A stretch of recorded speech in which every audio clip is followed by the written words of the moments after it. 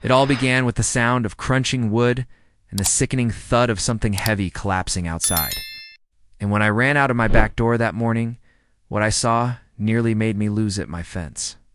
The one I had painstakingly repaired just weeks before was lying broken on the ground with fresh tire tracks cutting across my yard straight through to the other side. And at the wheel of the shiny SUV pulling out was none other than Karen, the self-appointed queen of our HOA, who didn't even glance in my direction as she sped off, her tires spitting gravel in defiance, as if the whole thing was an accident too trivial to acknowledge. That was the moment I knew this wasn't just another minor HOA squabble, this was war. Before I take you through the insane chain of events that followed, let me say this.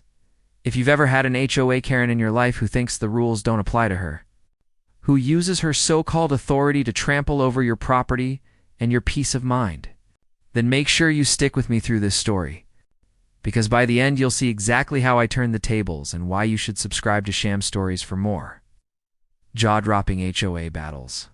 Now, this wasn't the first time Karen had tested my patience. She had been using a small gap in the side street to cut through my land for months, claiming it was a community access point, even though I had the deed, the survey, and the fence line to prove otherwise. The first time it happened, I chalked it up to neighborly ignorance. Maybe she didn't realize the path she was using wasn't public. But when I confronted her, she waved her manicured hand dismissively and said, "Well, this shortcut saves me 5 minutes, and everyone should be grateful I don't use it more often." That was Karen's mentality in a nutshell, entitled arrogant and completely unbothered by the idea of respecting someone else's property. I tried reasoning, then warning, then even involving the HOA board, but every time she found a way to twist the narrative, painting me as the unreasonable one for hoarding space and blocking community convenience. When she realized she could bully her way past words, she escalated to action, and that's when the fence-breaking incidents began. At first it was smaller slat knocked loose, a post bent, a tire mark skidding too close to the boundary line, but over time it became blatant. She'd flatten a section of the fence entirely and drive straight through, leaving splintered wood in her wake, as though daring me to challenge her. I repaired it again and again, investing hundreds of dollars and countless hours, only to see it destroyed within days. The final straw came that morning when I caught her in the act, her SUV gleaming under the sun as she crushed the boards beneath her wheels. Her expression, one of smug satisfaction, like a queen surveying conquered land. I shouted after her, demanding she stop, but she didn't even flinch, disappearing onto the main road as if nothing had happened. My blood boiled as I stood in the wreckage, fists clenched. Neighbors peeking through their blinds, but too afraid or too complicit to speak up. That was when the thought first entered my head. If reason, warnings, and repairs wouldn't stop her, maybe it was time to fight back in a way she couldn't ignore. I knew setting a trap was risky, maybe even dangerous.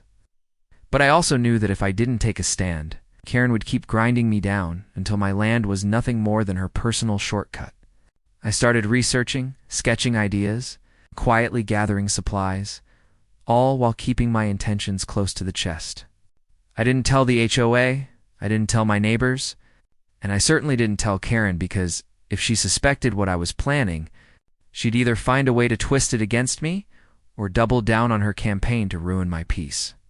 At night, I lay awake thinking through every detail, replaying the image of her SUV crushing my fence, hearing the laughter in her voice when she told me, "You can't stop progress," as though my yard was a highway and she was some chosen ruler of the asphalt. Each memory hardened my resolve until finally I had a plan so simple yet so effective that I almost smiled at the thought of it. But as I began to lay the groundwork for the trap, I couldn't shake the question gnawing at the back of my mind.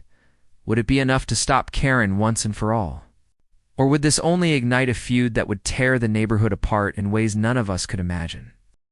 I spent the next few days living like a hawk, scanning the street at odd hours, watching for the flash of that SUV and the familiar hard-set expression on Karen's face. And every time a car passed my property line, my pulse jumped because the wound to the fence was still raw in my mind, and the urge to react burned like an ember I couldn't smother. Repairs had become a revolving door of wood and nails and sweat. And I realized the fight wasn't just about timber and posts anymore. It was about respect, something Karen had none of, and my patience was running out. So I started to plan, not with a cheap temper or a childish prank, but with cold precision and patience honed by months of being trampled. I didn't want to escalate into something that would get me in trouble, and I certainly didn't want anyone hurt. But I also couldn't let her keep using my land like a racetrack and expect me to smile about it. So I took a quieter, smarter approach. I documented everything obsessively, kept spreadsheets of dates and times and witness names, and installed cameras in locations that caught every angle of the gap she insisted was public. Because if there was ever a legal fight or a police report that actually mattered, I wanted airtight proof. I spoke in calm tones to neighbors who had seen her cut through and asked if they'd be willing to corroborate what they'd seen. And gradually a few people I'd never have guessed would take a stand, agreed to help. Not because they liked me or loathed Karen, but because they were tired of seeing someone treat common decency like an optional suggestion. While the paperwork and cameras gave me a backbone, I knew they wouldn't change behavior overnight. So I also thought about softer deterrence, things that would be obvious in public, not hidden or dangerous, large potted trees placed along the line where she'd been cutting through, heavy planters that made a statement and would block vehicle access without creating a hazard, stanchions and temporary, mirrored construction signs that signaled the area was impassable, and even a temporary gate I could close and lock that would make it physically impossible for a vehicle to barrel through without doing obvious damage. All of these ideas felt legal and visible. And they had the added bonus of putting the problem in full daylight where neighbors couldn't claim ignorance. I floated the idea casually to one neighbor, Mr. Jensen, an older man with a loud voice and an even louder truck, who laughed at first and said, "You'll do what you have to do." But the next day he dragged out some old planters from his garage and set them along the edge of my yard, planting hardy shrubs that made the entrance look finished and deliberate rather than temporary. And his quiet show of solidarity was the kind of support that made a difference, because Karen thrived on the idea that she could bully one person in isolated strikes. Still, despite all the planning and visible deterrence, part of me hungered for something sharper, something that would make her think twice before returning. And nights, the images of her SUV crushing my fence, splinters flying, wood cracking, replayed in my head, pushing me toward a gamble I had to consider carefully. Make the route through my property embarrassing and costly for her to use in a single, undeniable way, but without putting anyone at risk.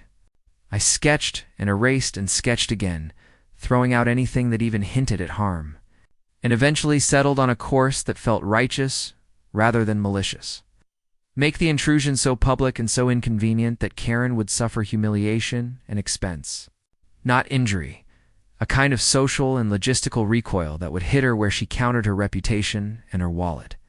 I reached out to a contractor I trusted and asked if they could help me install a visible, robust obstruction that would require significant effort to bypass something. It's permanent enough to stop a car dead in its tracks, but safe. Like a locked gate bolted to a concrete anchorage with proper permits filed afterward, so there would be no legal gray area. I wanted the barrier to be legitimate and defensible in court if needed, not some backly trick that could be twisted into a criminal charge against me.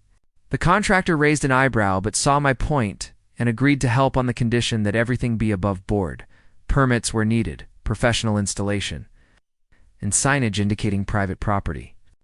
While the plans were being drawn up, I kept my activity low-key, continuing the charade of ordinary life, going to work, mowing the lawn, fixing small things, but behind the scenes I was lining up witnesses, making sure the HOA had copies of my deeds and the recent inspection I'd had done after the last incident, and quietly warning Karen through a neighborly intermediary that a permanent closure was going to go in where the path had been if anyone didn't stop using my property, because I wanted to offer one last chance for decency before the final step.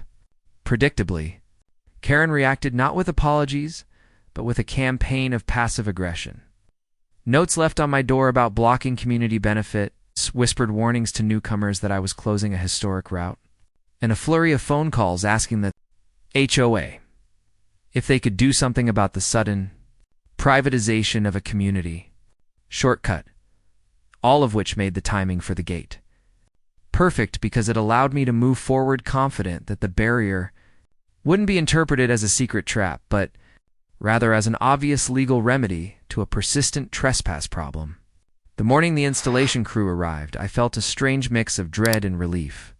As the workers dug post holes and dropped steel into concrete and bolted a heavy gate into place, a small crowd of neighbors gathered, some curious, some disapproving, and a few like Mr. Jensen and Mrs. Ortega next door, offering thumbs up and quiet nods of approval. And when the gate was finally closed and locked, with a clear private property, no unauthorized vehicle access sign swinging in the wind, I felt for the first time in months that I had taken control without stooping to vindictiveness. I could have left it at that, let the gate stand for what it was, and hoped the message sank. But Karen was not a person who accepted boundaries quietly. She saw them as a personal affront, a challenge to be overcome. And 2 days after the installation, she drove up to the spot as if drawn by some magnetic will, SUV roaring like a beast offended by a barrier. I watched from my kitchen window as she approached, her face a mask of contempt and disbelief, like she'd expected the universe to yield to her desire. And when she slammed on the brakes and leaned her head forward to examine the gate, I could see the fury in her jaw working, the familiar twitch that meant she was already crafting an excuse. She got out of the vehicle and paced, shouting about permits and history, waving her hands, calling over anyone who would listen. And though a handful of neighbors came out to stare and argue, most kept their distance. The presence of the gate made the situation public and undeniable in a way my previous repairs had not, and that was the point. Karen tried to force her way through, first by banging on the gate and then by calling the HOA in a fury, demanding that the barrier be removed immediately. But the HOA had my deeds and the permit applications on file, and the board president, who had always been too polite to get involved, now found himself reading legalese and backing the obvious this was private property and a legitimate remedy to repeated trespass. Her calls became more frantic, and in a move that surprised even me, she decided to drive around the block and attempt the old shortcut from a different angle, convinced she could find a way through, a gap she could exploit. But this is where a small detail I'd added earlier paid dividends. The planters and stanchions were laid out in a pattern that funneled traffic away from the vulnerable edge, and the ground itself had been softened with freshly laid landscaping that would be obvious if disturbed, making any attempt to force a vehicle through both messy and impossible to do without, leaving a clear trail of culpability behind. Karen barreled toward that shallow corner of my yard at speed, the SUV's engine whining, and for a breathless second, I feared she might plow through everything and keep going. But then she hit the planters, heavy, immovable, and placed precisely where they would be seen by anyone standing in the street, and the sound of metal and plastic colliding and soil spilling was horrifyingly loud and public. Neighbors spilled out of their houses, phones raised, and the look on Karen's face when she realized she'd miscalculated was a mixture of shock and fury. Her tires spun uselessly in the churned earth, and the bumper took enough of a hit that her SUV was no longer roadworthy without a tow. And as people gathered, some shaking their heads and some openly laughing at the spectacle, she stomped out of the vehicle and started a tirade that now had no audience willing to take her side.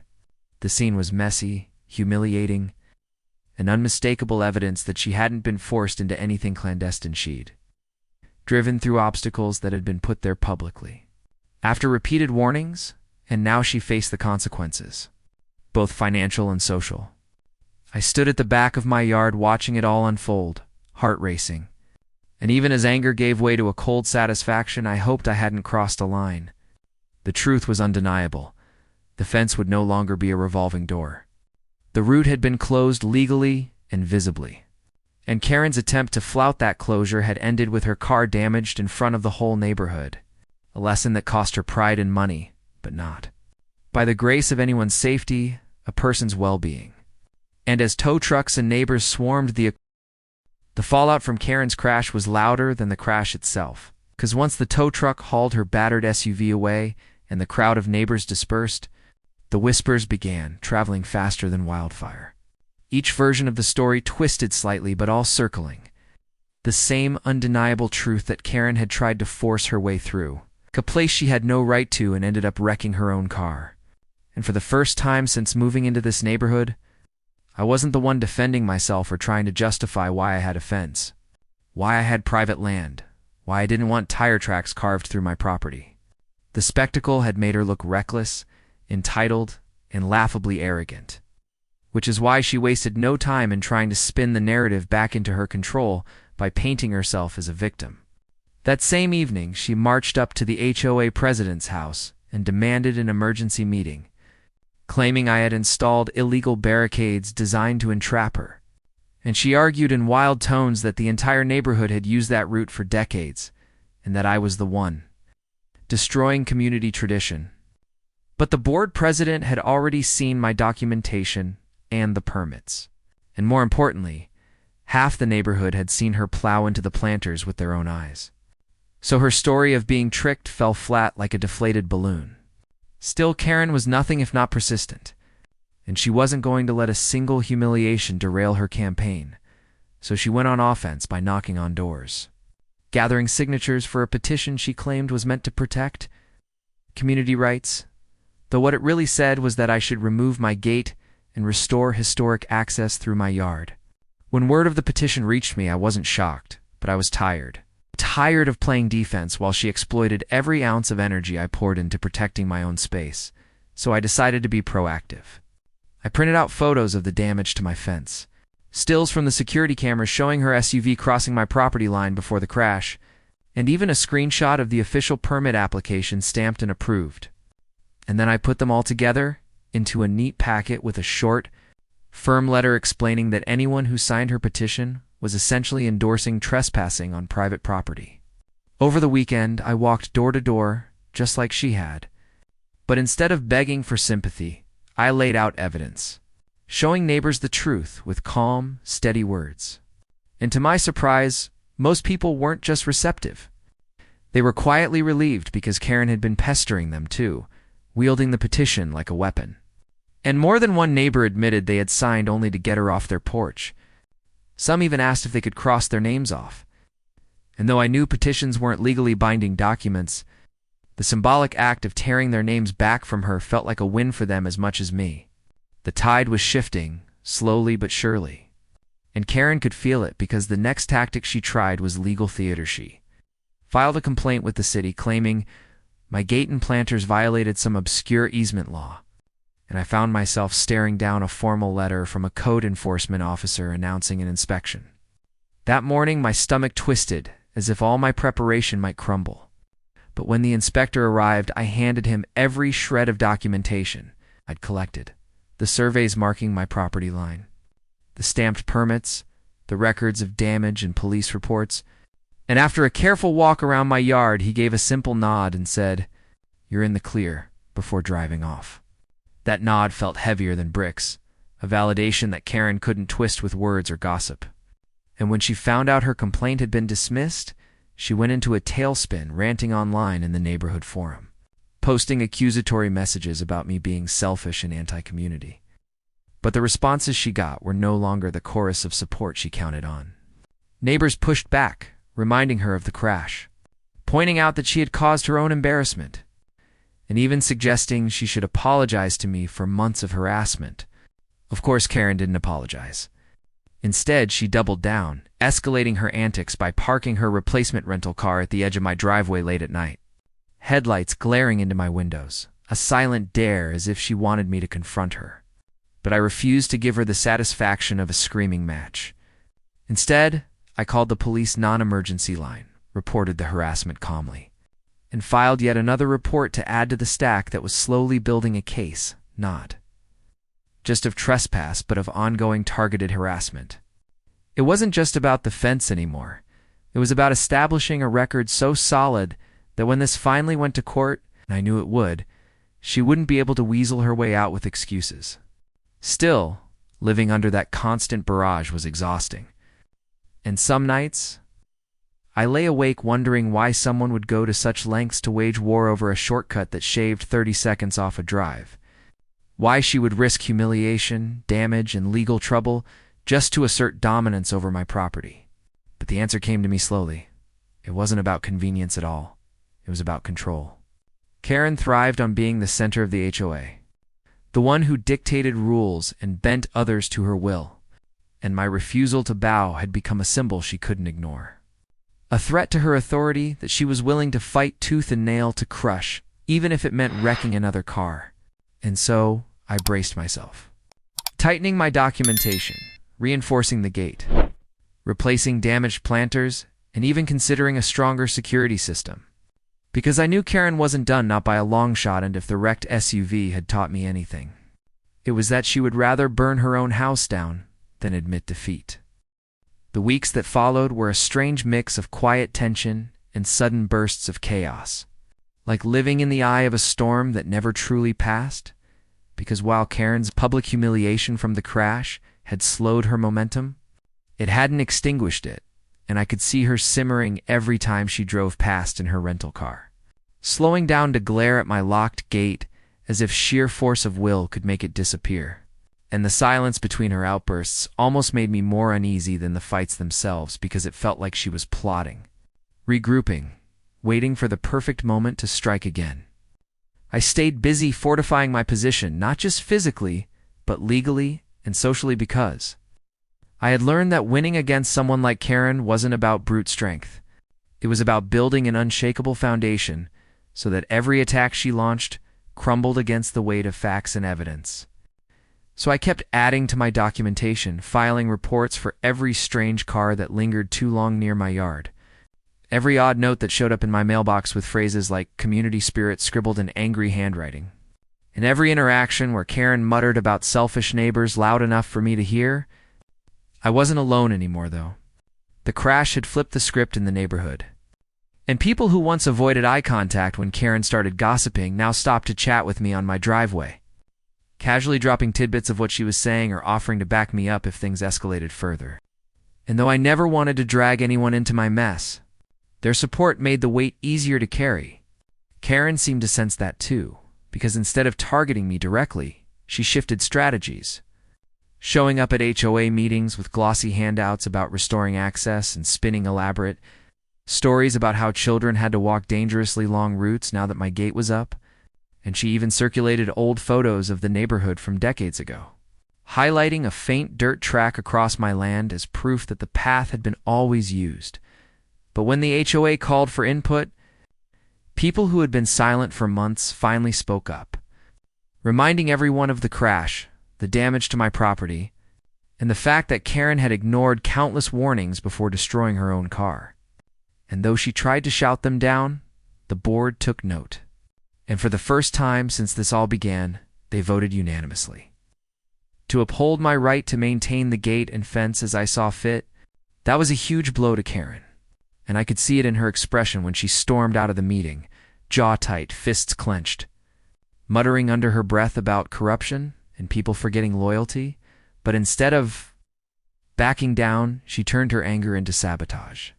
The next morning, I woke to find graffiti scrawled across my new gate in dripping red paint words like traitor and community killer, and though I suspected Karen immediately, I had no proof, no camera angle catching the act, just the ugly reality of vandalism staring me in the face. I cleaned it off, filed another report, upgraded my cameras with motion-activated spotlights that lit up the yard like daylight when anyone came near. Because if she wanted to keep playing dirty, I was going to make sure every move was caught in high definition. Days later, when the lights snapped on in the dead of night and my phone buzzed with alerts, I opened the live feed and saw Karen herself standing near the gate, holding what looked like a crowbar. Her face caught in perfect clarity as she tested the bolts and locks, clearly hoping to pry her way in. She froze when the light flooded her, glanced directly at the camera, and bolted. But the damage was already done, not to my gate, but to her credibility. Because I downloaded the footage and sent it straight to the HOA and the police. The officer who came out the next day shook his head and said it was more than enough to issue a warning citation. Maybe even pursue charges if I wanted.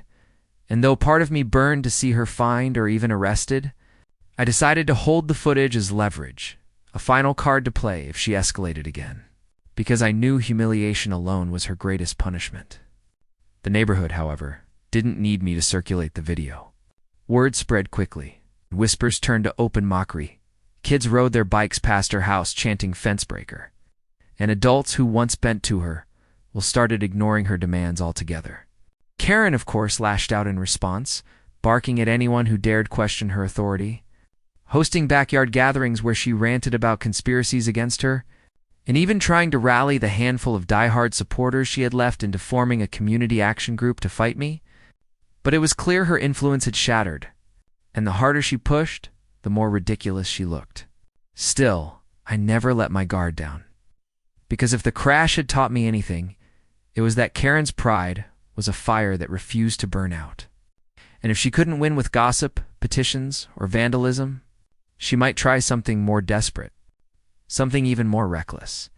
And so every day I locked the gate, checked the cameras, and braced myself, knowing the war wasn't over even if the battlefield had shifted in my favor. The tension reached a strange boiling point in the weeks that followed because while Kieran's reputation had taken a beating and her control over the HOA had crumbled into a shadow of what it once was, her obsession with my fence and the blocked shortcut only seemed to grow sharper. Like a thorn in her pride she couldn't ignore, and I could sense she was working up to something bigger than notes, graffiti, or even her reckless crash. So I lived in a state of constant readiness, watching every car that slowed near my gate, every stranger who lingered too long on the sidewalk, every rumor that reached me through the grapevine about what she was planning. And one night the answer came in a way I half expected but still dreaded, the sound of engines. Not one, but several, revving just beyond the dark street as if rallying for some kind of showdown. I glanced through the blinds and saw 3 cars idling near the corner. Headlights low, Karen's silhouette clear in the first vehicle, and my gut told me she'd finally dragged her last handful of loyalists into one desperate attempt to force their way back through my property. I grabbed my phone, already opening the camera app and dialing the non-emergency line, because I wasn't about to confront them head-on when I had the advantage of documentation. And sure enough, they began creeping toward my gate, engines snarling in the silence of the night. The first car nudged forward, headlights sweeping across the reflective private property sign, and I heard laughter from the open windows, mocking and loud. But when the beams illuminated the thick steel gate bolted into concrete, their laughter faltered, replaced by shouts and curses directed at me, though I hadn't stepped outside. Karen's voice rose above them all, screeching about how I was destroying the community, how I thought I was better than everyone, and I caught every word on video. The perfect evidence of harassment and attempted trespass. They didn't get far the moment the first car tried to push against the barrier. My motion lights flared like floodlights, and the cameras captured everything in crystal clarity. And then the sound of sirens cut through the night as the police cars I'd called earlier turned the corner.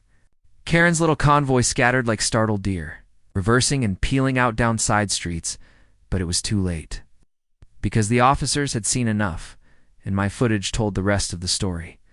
I handed over the videos calmly, explaining how this wasn't the first time she'd attempted to damage or breach my property, and the officers promised to follow up, their voices carrying the weight of genuine seriousness that I hadn't heard in earlier visits, as though they finally realized this wasn't a neighborhood spat, but a pattern of harassment that needed intervention. The next day, word spread that Karen had been served with a formal restraining order, barring her from approaching my property. And the shockwave that rippled through the neighborhood was unlike anything I'd ever seen. The woman who had once strutted through HOA meetings with smug authority was now the subject of hushed gossip and open ridicule. And though she tried to spin the order as some kind of overreach, nobody bought it anymore. For me, the order was a shield I hadn't known how badly I needed. And for the first time since moving in, I slept a full night without waking at every sound, though I still couldn't shake the sense that Karen wasn't finished. That someone as stubborn and self-absorbed as she was wouldn't bow to paperwork or public humiliation so easily. My suspicion proved right a week later when one of my cameras caught her again. Not on my property this time, but parked across the street, sitting in her car with binoculars, watching my house like a hawk as if daring me to report her again. And though technically she wasn't violating the restraining order by staying across the road, the intent was clear. She was still trying to rattle me, to make me feel watched and hunted in my own home. Instead of reacting with anger, I chose patience, forwarding the footage to the police and HOA quietly, because every step she took now only added to the growing pile of evidence against her. And eventually she'd trip over her own obsession. In the meantime, I focused on rebuilding what she'd destroyed, placing the last broken boards of the original fence, restoring my yard with fresh soil and grass where her tires had torn ruts, and finishing the landscaping around the gate so that it looked less like a battleground and more like a natural part of the property, a statement not just of protection, but of pride. Neighbors stopped by to compliment the improvements, and several admitted they admired the way I'd handled months of abuse without losing my composure. Though I didn't feel like a hero, I felt like a man who'd been pushed to his limit and had no choice but to fight for what was his. Still, their support mattered, because every kind word or nod of solidarity made it harder for Karen to paint me as the villain in her twisted story. When the HOA held their next meeting, Karen showed up late, flustered, trying to raise another complaint about me, but the board shut her down immediately. Citing the restraining order and her repeated failures to respect private property, and for the first time the gavel came down against her, not me. A symbolic moment that made it clear her reign of intimidation was over. Yet even as she sat fuming in the back of the room, I could see it in her eyes defeat was not a concept Karen would ever accept. And though she'd lost her power in the HOA, her campaign against me was personal now. And personal battles have a way of dragging on long after the war seems won. For a short while after the restraining order was issued, it felt as though the neighborhood had finally exhaled. Like a long-held breath had been released because Karen stopped marching around demanding attention. Her car wasn't parked across my driveway anymore. And the gossip at HOA meetings shifted to mundane issues like landscaping fees and trash pickup. But I knew better than to think it was over because Karen's pride had been too deeply wounded. Her obsession with control, too ingrained to let her simply fade into the background, and my suspicion proved right when subtle signs of her presence began creeping back into my daily life, like weeds pushing through cracks in concrete. Packages I ordered started arriving ripped open, their contents missing or tampered with, though the delivery records always showed they'd been left intact at my porch. And my mailbox was suddenly filled with flyers and anonymous notes urging me to do the right thing and remove the gate. Written in different handwriting, but clearly all from the same source. Because who else in this neighborhood would still be waging a one-woman crusade over a blocked shortcut?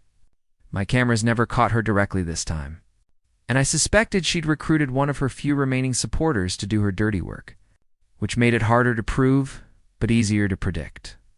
Because every petty act lined up perfectly with her pattern of trying to needle me into a confrontation, I refused to give her the satisfaction. Instead, I doubled down on documentation, logging every missing package, every note, every strange car that idled too long near my house, until my files were thick enough to choke a printer. And when I shared the records with the police, they nodded grimly and told me to hang tight because it was only a matter of time before she slipped up again. That slip came on a windy afternoon when I came home early from work to find her crouched near my fence line with a spray can in hand. Halfway through scrawling, another insult across the boards. The look on her face when I stepped out of my truck was priceless. A mixture of shock, rage, and fear. And though she bolted immediately, sprinting across the street to her car, I had already captured everything on my dash cam. The perfect high-resolution footage that tied her directly to the vandalism. This time I didn't hesitate. I turned the video over to the police the same evening. And within days, Karen was cited formally for criminal mischief. The first tangible consequence she'd faced beyond public humiliation, and the ripple effect was enormous. Neighbors who had tolerated her antics out of fear finally realized she wasn't untouchable, that she could be held accountable, and the shift was palpable. Conversations on the sidewalk grew bolder. People laughed openly about her fall from grace. And even the HOA board, once timid around her, started cracking jokes at her expense. Karen, of course, didn't take it lying down. She stormed around the neighborhood, muttering about conspiracies, blaming me for turning the community against her, And within days, she launched a new smear campaign online. Punch-long rants in local Facebook groups about how I was a tyrant who had weaponized the legal system to punish her for community advocacy. But this time, her words didn't land comment. After comment pushed back, some mocking, some simply pointing out the facts, and for the first time, Karen found herself outnumbered in the very arena she had once dominated. That should have been the end of it, a final nail in the coffin of her campaign. But Karen's pride was a beast that refused to die, and instead of retreating, she tried one last reckless stunt. Late one night, weeks after her citation, she drove up to my gate again, this time in another rental car, and with a roar of the engine she tried to ram it outright. As if brute force could succeed where manipulation had failed. But what she hadn't realized was that after the last incident, I had reinforced the structure even further, pouring more concrete, adding steel reinforcements, and anchoring the posts deeper than before. So when her bumper slammed into it, the car didn't budge. The barrier an inch, the only thing wrecked was the front end of her vehicle. Smoke rising from the crushed hood as the airbags exploded with a muffled bang. My cameras caught the entire thing. Neighbors spilled into the street with phones raised. And by the time the police arrived, she was sitting dazed in the driver's seat. Muttering incoherently about how the road belonged to the community, they pulled her out. Noted the restraining order violation, the destruction of property, the reckless endangerment. And this time, they didn't just file a report, they placed her in handcuffs right there on the pavement. As the entire neighborhood watched in stunned silence. Some people gasped, others shook their heads, but more than a few exchanged relieved looks. Because after months of torment, Karen had finally crossed a line that couldn't be ignored or excused. Watching her taken away that night was a strange mix of relief and sadness. Relief that the nightmare was finally ending. Sadness that a person had let their ego and entitlement consume them so completely. But as the tow truck hauled her wrecked car away and the police lights faded, I felt the weight on my chest lift for the first time in months. My fence stood tall, my gate unbroken, and my community no longer under the thumb of a self-appointed tyrant. And though I knew there might be court dates and hearings ahead, I also knew the hardest part was behind me, and that no matter how many battles Karen had tried to fight, the war she waged had only left her defeated by her own choices. In the days that followed Karen's arrest, the neighborhood felt like an entirely different place, as if a storm had finally broken and the air was clear again, and people who had once tiptoed around her began walking their dogs past my property with smiles and waves. Kids played in the yards without fear of being scolded, and even the HOA meetings shifted into something resembling productive conversations instead of endless monologues about power and control. But the strange part was how quickly the absence of her voice created a kind of peace that nobody realized we'd been missing. Like the silence after a machine finally shuts off and you notice how loud it had always been. I still had to attend court hearings, and though Karen showed up once or twice, her energy was gone, her fire burned out. And every time the judge read another list of charges, property destruction, trespassing, violating a restraining order, her shoulders slumped lower until it was clear even she had accepted the outcome. The final ruling barred her from coming within 200 feet of my property, ordered restitution for the damages, and placed her on probation. And though I didn't expect her to ever truly pay back what she owed, the fact that she was officially branded as the aggressor, her reputation shattered, was enough of a victory. What mattered most was that the fence, the land, and my family's peace of mind were safe, and though it had taken months of escalation, documentation, and resilience, the trap that wrecked her car had been the turning point that forced accountability in a way nothing else had managed.